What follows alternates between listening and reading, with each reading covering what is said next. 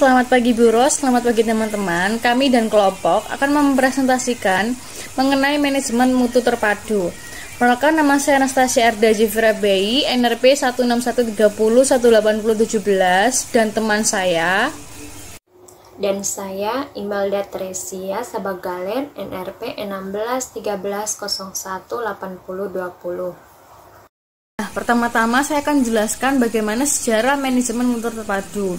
Manajemen mutu terpadu ini mulai tumbuh berkembang mulai dari negara Sakura atau yang disebut negara dari Jepang. Sebagai pemenang Perang Dunia Kedua, Amerika dan Sekutu ini menurut Marshall Plan Perjanjian II berkewajiban untuk membantu negara yang dikalahkan, khususnya Jepang. Untuk itu, Eisenhower mengutus banyak ahli manajemen mutu untuk berangkat ke Jepang, dan salah satunya itu Edward Deming. Dalam keberhasilan mengajarkan manajemen mutu terpadu ini di negara Sakura atau negara Jepang ini dapat memicu sekolah-sekolah tinggi atau kuliah-kuliah di Amerika itu meminta Deming untuk mengajar di perguruan tinggi tersebut. Nah, ini di sini Deming juga membuat prinsip-prinsip pokok yang dapat dilakukan dalam bidang pendidikan, yang ada 3. Yang pertama itu, anggota Dewan Sekolah dan Administrator harus menetapkan tujuan mutu pendidikan yang akan dicapai. Yang kedua, menekankan pada upaya pencegahan kegagalan pada siswa, bukan mendeteksi kegagalan setelah peristiwanya terjadi. Yang ketiga, asal diterapkan secara ketat, penggunaan metode kontrol statistik ini dapat membantu memperbaiki outcome siswa dari administrasi. Perlu diketahui dahulu bahwa Juran ini adalah seorang bapak mutu. Dia menjelaskan bahwa mutu itu adalah tepat untuk dipakai. Dan Juan juga menjelaskan bahwa dasar-dasar misi mutu itu sebuah sekolah adalah mengembangkan program dan layanan yang memenuhi kebutuhan siswa dan masyarakat. Pandangan Juan tentang mutu itu, yang pertama, meraih mutu merupakan proses yang tidak mengenal akhir. Jadi proses itu secara berkesinambungan.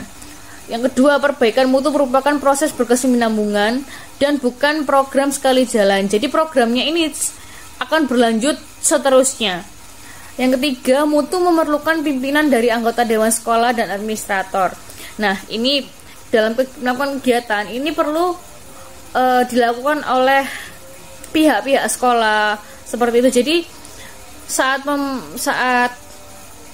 memerlukan kegiatan program seperti apa, itu yang mengendalikan adalah orang sekitar sekolah. Jadi seperti pihak-pihak sekolah. Yang keempat, terdapat pelatihan massal merupakan persyaratan mutu. Yang kelima, setiap orang di sekolahnya harus mendapatkan pelatihan. Nah, sesuai dengan perkembangan mutu memiliki tahapan-tahapan. Usman ini memiliki hierarki mutu menurutnya, yaitu yang pertama itu terdapat inspeksi, di mana inspeksi ini menjaga mutu dengan ketelitian pengawas. Yang kedua, ada QC atau Quality Control, yaitu menjaga mutu dengan melakukan pendeteksian. Yang ketiga, ada Quality Assurance, di mana menjaga mutu dengan cara pencegahan. Yang keempat, Total Quality Management, yaitu untuk menjaga mutu dengan cara terus-menerus. Yang kelima, ada Wide Quality Management, yaitu memecahkan masalah dari mutu. Di sini Edward Sales itu menjelaskan bahwa manajemen mutu terpadu itu sebuah filosofi tentang perbaikan secara terus-menerus yang dapat memberikan seperangkat alat praktis kepada setiap institusi pendidikan dalam memenuhi kebutuhan, keinginan, dan harapan para pelanggannya saat ini dan untuk masa depan yang akan datang. Jadi, menurut Edward Sales ini, manajemen mutu terpadu ini untuk mengembangkan untuk membuat sekolah ini memiliki kualitas yang bermanfaat bagi anak-anak, seperti itu. Pengertian menurut Van Cipjono dan Anastasia Diana 1995 ini menjelaskan bahwa manajemen mutu terpadu itu suatu pendekatan dalam usaha memaksimalkan daya saing melalui perbaikan terus-menerus atas jasa manusia, produk dan lingkungan. Jadi menurut Van Cipjono dan Anastasia Diana ini menjelaskan bahwa manajemen mutu terpadu ini memaksimalkan daya saing, yaitu mereka antar pendidikan itu menggunakan daya saing yang berkualitas, seperti melakukan evaluasi pada pembelajaran seperti itu. Nah, ada juga pengertian menurut West Burnham 1997 menjelaskan bahwa manajemen mutu terpadu ini dengan fungsi dari organisasi sekolah ke dalam falsafah holistis yang dibangun berdasarkan konsep mutu, kerja tim, produktivitas dan prestasi serta kepuasan pelanggan. Dapat prinsip-prinsip mutu menurut Permendiknas 63 tahun 2009 pasal 9. Terdapat 5 prinsip menurut Permendiknas. Yang pertama yaitu prinsip keberlanjutan, di mana prinsip berkelanjutan ini dapat juga diartikan berkesinambungan atau secara terus-menerus. Kegiatan ini yang berkelanjutan itu yaitu suatu kegiatan yang berlangsung tanpa berhenti. Prinsip ini lebih memperhatikan segala sesuatu di masa sekarang dan segala sesuatu yang akan datang. Penjamin mutu ini bermula dari akhir dan berakhir di awal. Yang kedua, terdapat prinsip terencana dan sistematis, di mana prinsip ini dapat menjelaskan bahwa penjamin mutu yang dilakukan dengan kerangka waktu dan target capaian mutu yang jelas dan terukur. Jadi target manajemen ini mempunyai jangka waktu, harus tercapainya kapan, seperti itu. Yang ketiga, terdapat prinsip menghormati otonomi sekolah, di mana penjamin mutu pendidikan ini dilaksanakan dengan tetap menghormati otonomi sekolah. Otonomi sekolah yaitu kewenangan sekolah untuk mengatur dan mengurus kepentingan warga sekolah menurut pemrakasa sendiri, berdasarkan aspirasi nasional yang berlaku di sekolah tersebut. Yang keempat, terdapat prinsip memfasilitasi pembelajaran informal, di mana pembelajaran informal ini pembelajaran yang dilakukan di dalam keluarga. Pembelajaran informal ini merupakan pembelajaran yang dilakukan di lingkungan keluarga dan lingkungan sekitar, berupa kegiatan belajar mandiri anak. Pembelajaran ini dilakukan dengan tidak sadar dan teratur, tetapi tidak terlalu ketat dengan peraturan-peraturan tetap seperti di pendidikan, seperti di sekolah TK seperti itu. Jadi prinsip ini itu di mana anak itu langsung mendapatkan pembelajaran secara langsung, secara tiba-tiba anak mendapatkan pembelajaran. Seperti contohnya, anak melakukan kesalahan, anak menumpahkan gelas. Secara tidak sadar orang tua itu mengajarkan anak bagaimana anak memecahkan masalah ketika anak melakukan kesalahan. Anak diminta untuk mengambil pel atau mengambil lap untuk membersihkan air yang telah jatuh, seperti itu. Yang kelima, terdapat prinsip keterbukaan, di mana prinsip keterbukaan ini juga bisa disebut prinsip transparansi, yaitu suatu keadaan yang tidak tertutup atau tidak dirahasiakan. Jadi keadaan semacam ini memberikan peluang kepada semua pihak untuk mengetahui informasi. Perlu diketahui, transparansi yang dimaksud ini jelas, tidak ada yang ditutupi dan mudah dipahami dan juga tidak diragukan kejelasannya. Terdapat juga prinsip-prinsip menurut Hensel dan Bruns yang dikutip dalam Van Discipjono dan Anastasia Diana. Ia mengatakan terdapat 4 prinsip utama dalam manajemen mutu terpadu sebagai dasar prinsip dalam manajemen mutu terpadu. Terdapat 4 prinsip, yaitu yang pertama kepuasan pelanggan, yang kedua respek terhadap setiap orang, ketiga berdasarkan fakta, dan keempat perbaikan berkesinambungan. Prinsip yang pertama yaitu kepuasan pelanggan, di mana kepuasan pelanggan ini memberikan kepuasan untuk meliputi bagaimana penerapan pembelajaran dari segi strategis, metode, kurikulum, model-model pembelajaran, seperti itu.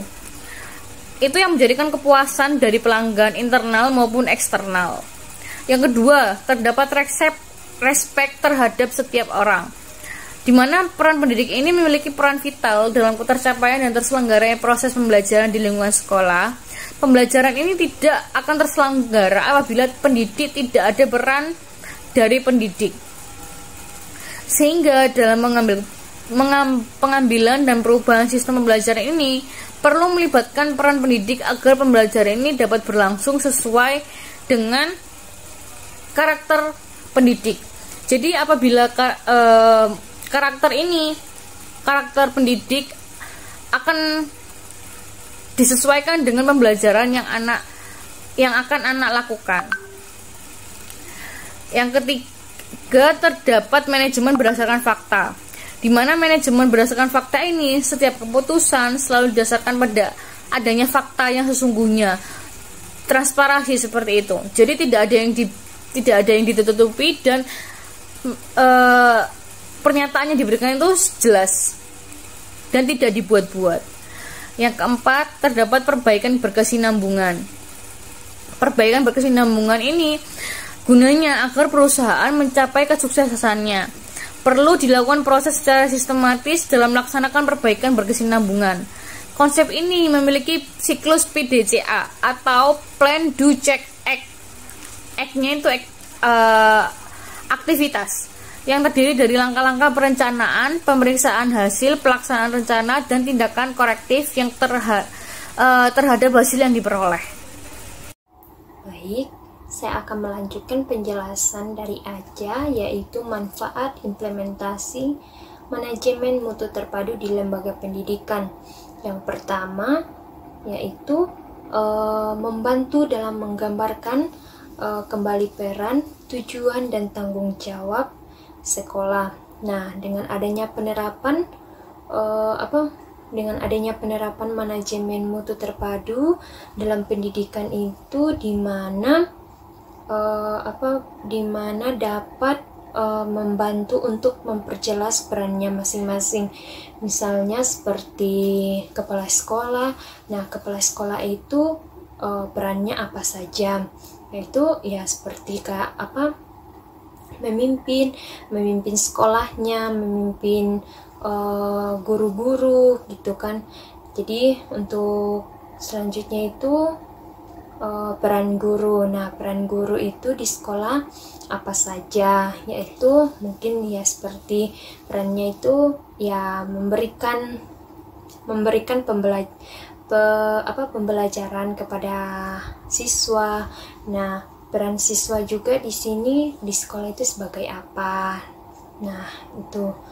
Terus selanjutnya itu ada juga masyarakat. Nah, dalam masyarakat itu perannya di dalam masyarakat itu sebagai apa? Misalnya perannya sebagai ketua RT, ketua RW gitu. Selanjutnya itu meningkatkan sekolah sebagai jalan hidup. Nah, di mana ada banyak orang itu beranggapan bahwa sekolah itu merupakan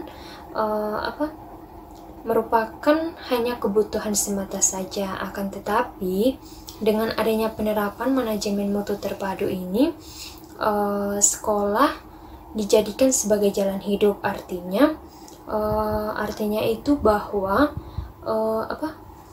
sekolah itu merupakan salah satu jalan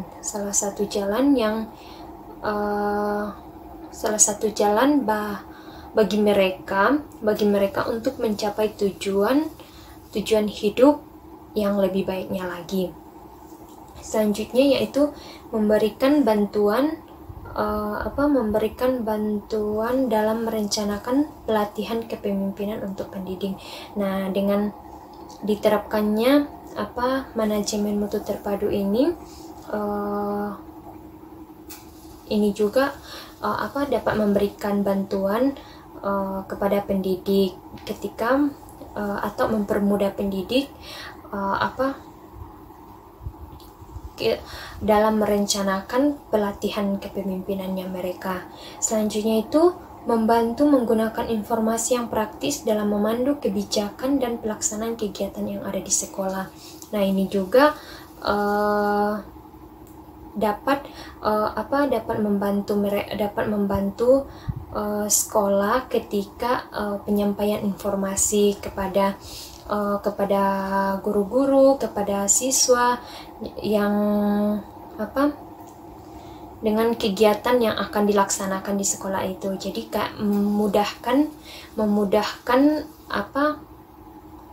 memudahkan guru untuk memberikan informasi. Karena dengan adanya manajemen mutu terpadu ini dapat dapat digunakan untuk pemberian informasi yang secara praktis. Selanjutnya itu mendesain secara menyeluruh untuk pengembangan pembelajaran anak.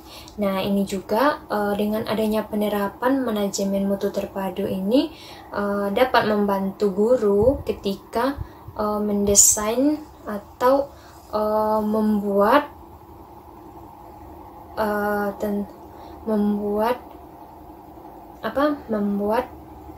perancangan pembelajaran anak. Ya, selanjutnya karakteristik implementasi manajemen mutu terpadu. Yang pertama itu fokus pada pelanggan. Nah, pelanggan ini yaitu pelanggan sekolah seperti siswa, masyarakat, guru, kepala sekolah, terus staf, tata usaha. Nah, di mana mereka itu fokus pada kualitas atau mutu, kualitas sekolahnya. Nah, tujuan utamanya itu adalah kepuasan pelanggan. Nah, kepuasan pelanggan ini misalnya seperti pada tingkat akademisnya. Selanjutnya itu obsesi terhadap kualitas. Nah, dalam organisasi yang menerapkan manajemen mutu terpadu ini, pelanggan internal dan eksternal itu menentukan kualitas. Nah, dengan kualitas yang ditetapkan tersebut itu, organisasi atau sekolah itu harus terobsesi untuk untuk memenuhi kebutuhan yang yang ditentukan oleh pelanggan tersebut. Nah, selanjutnya itu pendekatan ilmiah. Nah, ini pendekatan ilmiah ini sangat diperlukan dalam penerapan manajemen mutu terpadu. Nah, terutama untuk mendesain pekerjaan. Nah, mendesain pekerjaan itu misal kalau di lembaga sekolah itu seperti mendesain pembelajaran yang akan diterapkan nanti kepada siswa, atau juga pemecahan masalah yang ada pada pekerjaan atau pada pembelajaran yang didesain tadinya. Nah, selanjutnya itu komitmen jangka panjang. Nah, komitmen jangka panjang ini sangat penting ketika mengadakan perubahan. Maksudnya itu mengadakan perubahan budaya supaya penerapan manajemen mutu terpadu ini dapat berjalan dengan baik. Selanjutnya itu kerja sama tim. Nah, di mana kalau dalam sekolah itu pemimpin itu harus mampu untuk mengatur anggota atau karyawan-karyawan yang ada di sekolah itu secara terarah, sehingga dapat memungkinkan atau sehingga mereka itu dapat mencapai tujuan yang secara bersamaan. Karena kan dengan adanya kerja sama tim ini pastinya tujuan yang dicapai itu akan terlaksana dan akan tercapai. Karakteristik yang selanjutnya yaitu perbaikan sistem secara berkesinambungan. Nah, setiap produk atau jasa yang dihasilkan dengan memanfaatkan proses-proses tertentu itu di dalam lingkungan, maka sistem yang ada itu perlu perbaikan, perlu diperbaiki secara terus-menerus supaya kualitasnya itu semakin meningkat. Nah, misalnya kalau di lembaga sekolah itu kayak pembelajaran atau materi yang akan diberikan kepada siswa. Nah, sehingga kalau misal mereka itu bisa memanfaatkan proses-prosesnya, sehingga sistem yang perlu diperbaiki itu sistem yang atau materi yang diperbaiki itu diperbaiki itu secara terus-menerus sehingga kualitasnya itu atau pembelajarannya itu semakin meningkat. Selanjutnya yaitu pendidikan dan pelatihan. Nah, pendidikan dan pelatihan ini sangat penting untuk di lembaga atau organisasi yang menerapkan manajemen mutu terpadu. Nah, pendidikan dan penelitian pendidikan atau pelatihan itu merupakan suatu faktor yang fundamental. Nah, setiap orang itu diharapkan untuk terus belajar. Nah, dengan belajar itu setiap orang dalam lembaga itu dapat meningkatkan keterampilan teknis dan keahlian profesional. Nah, dimana kalau misalnya di lembaga sekolah itu mereka itu belajar untuk mengasah atau untuk meningkatkan keterampilan mereka mengajar dan keahlian mereka secara profesional. Selanjutnya yaitu kebebasan yang terkendali. Nah, di mana karyawan atau pemimpin itu bebas untuk mengutarakan pendapat,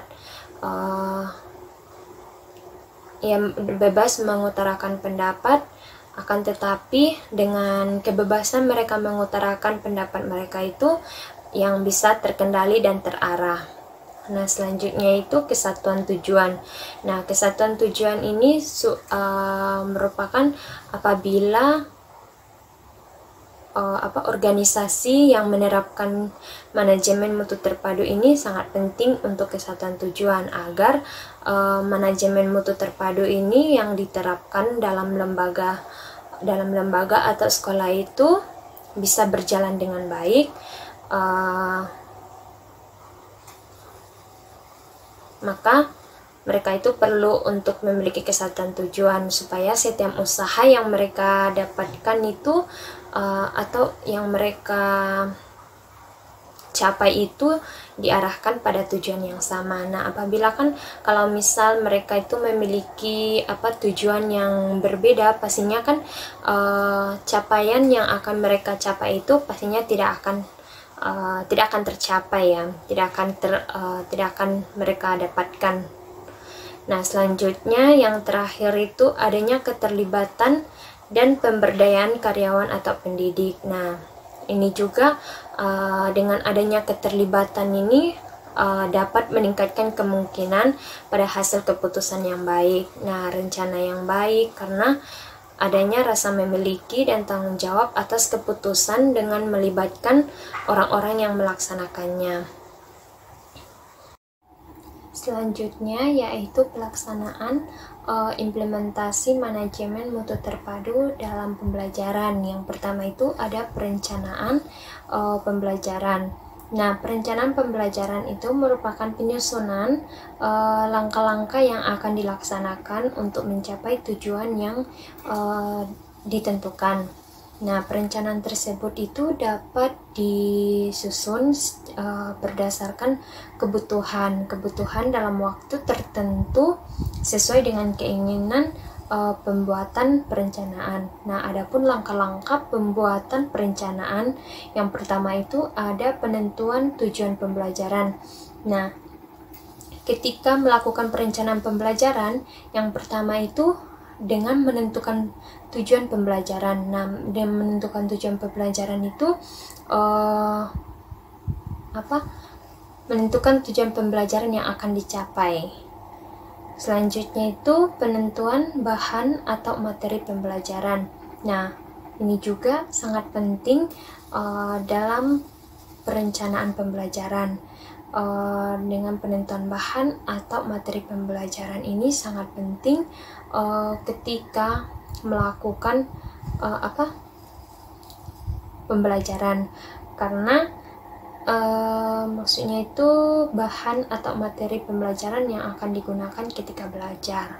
Nah, selanjutnya penentuan metode dan media pembelajaran. Nah, ini juga sangat penting, adanya metode apa yang harus digunakan ketika dalam pembelajaran. Terus media apa yang digunakan, apakah media yang digunakan dalam pembelajaran itu dapat menstimulus perkembangan anak atau tidak. Terus atau dapat menarik perhatian anak atau tidak. Jadi kita ketika menentukan media pembelajaran itu ya harus sesuai dengan yang bisa menstimulus anak, terus yang bisa menarik perhatian anak. Selanjutnya penentuan alokasi waktu. Nah, penentuan alokasi waktu ini juga penting. Nah, seperti penyusunan dalam RPPH itu kan ada yang pembukaan berapa menit, terus yang intinya alokasi waktunya berapa, terus yang penutupnya atau istirahatnya itu berapa alokasi waktunya. Nah, yang terakhir itu penentuan sumber belajar. Nah, penentuan sumber belajar ini juga sangat penting juga dalam perencanaan pembelajaran. Nah, maksudnya itu biar tahu dari mana sumber pembelajaran yang guru ajarkan kepada anak usia dini.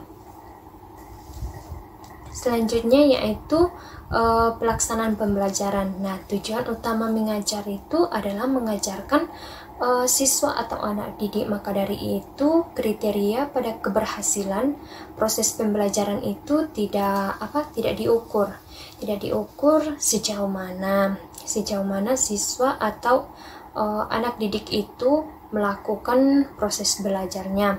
Akan tetapi guru juga berperan sebagai orang yang membimbing dan memfasilitasi supaya siswa mau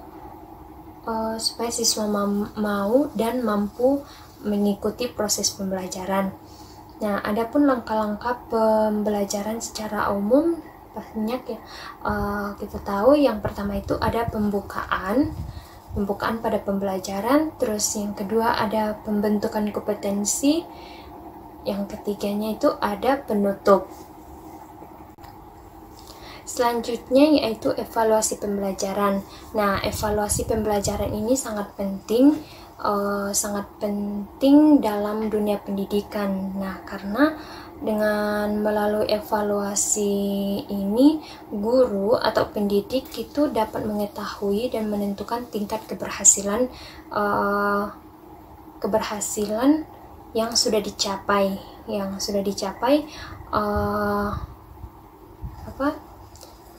terutama pada kegiatan pembelajaran. Nah, adapun tujuan pembelajaran ini digunakan yaitu yang pertama itu ada penelusuran.